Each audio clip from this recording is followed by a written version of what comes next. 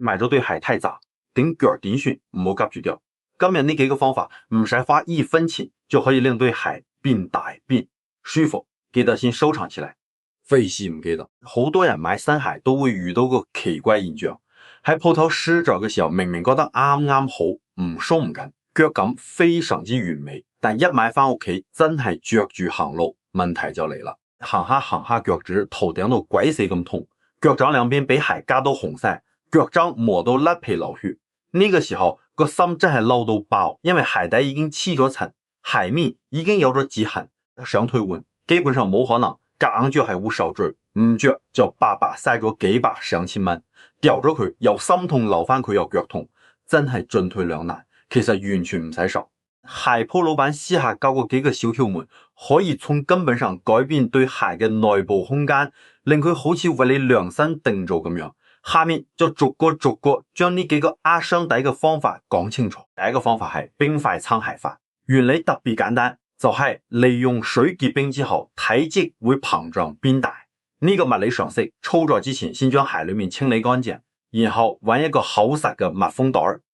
質量一定要夠硬淨，千祈唔好用嗰啲薄一層一扯就爛嘅保鮮袋。如果心裏冇底，就套2層甚至3層，將個袋放入鞋裏面之後，用手指將佢推到鞋頭最入面，令個袋嘅形狀完全貼合對鞋嘅內部輪廓，跟住往袋裏面慢慢灌入清水，水量要剛好填滿鞋頭最夾腳嗰段空間，唔使灌得太滿，否則結冰之後膨脹嘅力量可能會將鞋撐得過塞攏，甚至撐壞鞋面。灌好水之後將袋口扎死，裏裏外外再檢查一遍有冇滲漏擴印萬無一失之後，就小心翼翼咁將成隻鞋擺入雪櫃嘅冰格，俾佢安安靜靜雪一個夜晚，大概8到12個鐘。第二日攞出嚟嗰陣，你會見到嗰啲冰已經將鞋頭撐到脹卜卜。呢個時候唔好急住猛扯個冰袋，等佢自然融化10分鐘左右，啲冰同個袋嘅邊緣稍微鬆咗，再慢慢將個袋抌出嚟，將裏面啲水倒咗佢，或者用毛巾索乾，呢對鞋內部嘅空間就已經俾人靜雞雞咁撐開咗。你再着上腳試試，原本夾到腳趾頭都伸唔直嘅地方，而家有咗活動嘅餘地，行起路嚟輕鬆好多。呢個方法對帆布鞋、網面運動鞋呢類有一定彈性嘅材質效果尤其好。第二個方法係移風擴張法，專門針對皮鞋、皮革呢類寓意會變軟嘅材質，要準備一對你最好嘅羊毛襪，或者套多幾層普通棉襪，夾硬將隻腳塞入夾腳嘅鞋裏面。呢個時候隻腳俾對鞋同厚襪雙重擠壓，會感覺非常之緊，非常之難受。但係為咗以後嘅舒適，只可以忍一下，然後開屋企個風筒調到中溫檔，唔好用最高溫太熱嘅熱風，唔單止容易辣親腳背，仲會令皮革表面受熱過度變形發硬，甚至爆開。拎風筒嗰陣要不停移動，跟住鞋頭、鞋面、鞋幫、鞋踭嘅順序來回掃，絕對唔可以對住一個點猛。吹嘅過程裏面，隻腳喺鞋入面可以有意識地喐一喐，腳趾擘開再收緊，等對後襪由內部向外撐，移風由外部幫皮脂軟化，裏應外合，鞋面就會跟住腳嘅形狀重新定型。吹大概3到5分鐘，感覺鞋面摸起嚟微微發熱變軟咗，就可以熄咗個風筒。但千祈唔好急住除鞋，一定要等對鞋保持住喺腳上嘅狀態，等佢自然冷卻到室溫。呢個過程皮質會重新固化，鎖定喺擴張之後嘅形狀。當完全攤凍咗，先將鞋除落嚟，除咗對厚襪，重新光腳或者着薄襪再着入去，你會發覺原本箍到實一實嗰種粗薄感消失咗，對鞋好似俾人施咗魔法一樣，變得溫柔貼服。呢個方法對真皮鞋同軟皮面嘅效果最立竿見影。第三個方法係8腳8粗軟化法，主要解決對鞋兩邊夾腳以及鞋面某個特定位置壓腳背嘅問題，尤其係腳掌比較闊、腳背比較高嘅人，買鞋成日卡喺左右寬度上。呢個時候可以揾一隻平底碗，倒入適量白酒，唔使太多，大概小半碗就得，再倒入1倍以上嘅白粗，用筷子攪勻，然之後攞2塊厚實唔甩碎嘅化妝棉或者折幾層嘅廚房紙巾放入混合液裏面，完全浸透，拎起嚟輕輕擠一下，保留足夠嘅水分，但又唔會滴落嚟。半乾半濕嘅狀態，最啱將浸透咗白酒、白醋混合液嘅紙巾敷喺對鞋夾腳嘅側面，乜嘢地方夾就敷乜嘢地方。譬如大腳趾外側、小腳趾外側，腳背最高點敷上去之後，白酒裏面嘅酒精成分會迅速滲透皮質纖維，令原本繃緊堅硬嘅纖維組織逐漸鬆弛軟化。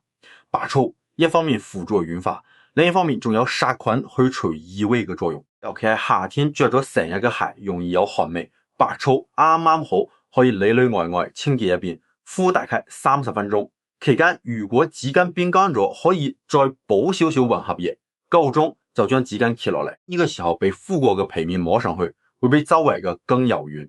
跟住揾一個圓柱形嘅物件，啤酒樽、紅酒樽、保溫杯、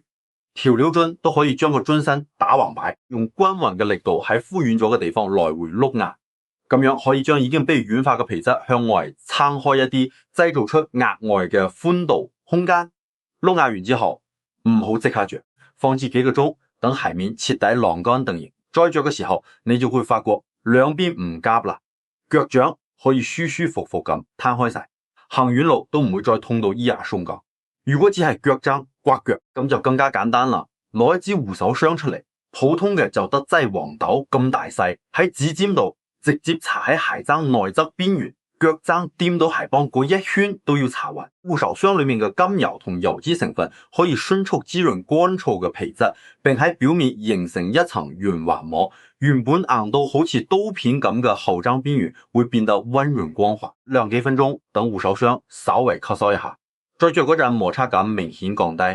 柔軟嘅皮質輕輕包裹腳踭，幾乎感覺唔到刮腳嘅存在。呢個方法對於任何硬質後踭嘅皮鞋、高踭鞋甚至消閒鞋都使得，而且隨手學得唔嘥功夫。第4個方法係錘仔揼打法，特別適用於對鞋某個非常具體嘅點位刮腳，譬如腳踭某一條膊頭特別硬，腳踝骨突出嘅位置俾鞋幫刮到紅晒，或者小腳趾外側嘅鞋面有一處頑固嘅凸起，呢啲局部問題用前面嘅方法可能覆蓋唔到，呢個時候就需要精準打擊，先準備一條乾淨嘅濕毛巾，摺幾層冚喺刮腳嘅地方，起到緩衝同保護嘅作用。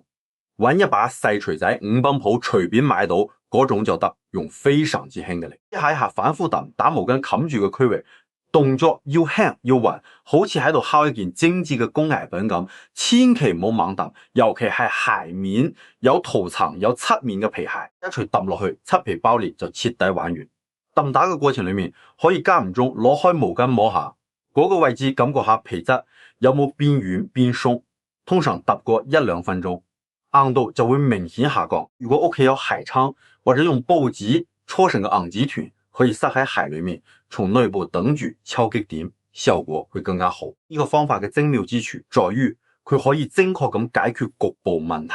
而唔會改變成隻鞋嘅鞋型。做完之後，原本一掂就痛嘅刮腳點變得柔和好多，着成日腳上面都唔會再磨出水泡。呢啲方法背後嘅道理其實好簡單，無非就係利用溫度、濕度同物理力量去改變材料嘅形態，等佢適應你隻腳，而唔係要你隻腳去適應佢。好多人買咗唔啱腳嘅鞋，一係咬實牙關夾硬就折磨自己，一係塞入鞋櫃，最入面以後都唔再掂，白白嘥錢。其實只需要花少少時間同心機，就可以令問題鞋重獲新生。而家網購咁方便，好多人貪方便喺網上買鞋，碼數唔啱嘅情況就更多啦。來來回回退換折騰又嘥時間，有時懶得退就直接將就，實在唔划算。不如將呢啲方法收藏起嚟，下次試下。冰槍法有內部發力，野風法有外部縮影，把酒把醋勻法再錄啊。護手霜滋養防磨錘仔揼打，精準調整，每一個辦法都係經過反覆驗證嘅安全可靠，唔會損傷對鞋，反而可以延長佢嘅使用壽命。如果你覺得呢啲內容對你有用，不妨點個 like 支持一下，都可以訂閱呢個頻道，每日都會分享更多簡單實用又慳錢嘅生活小貼士，等你嘅日常過得更加輕鬆自在。我哋下期內容再見。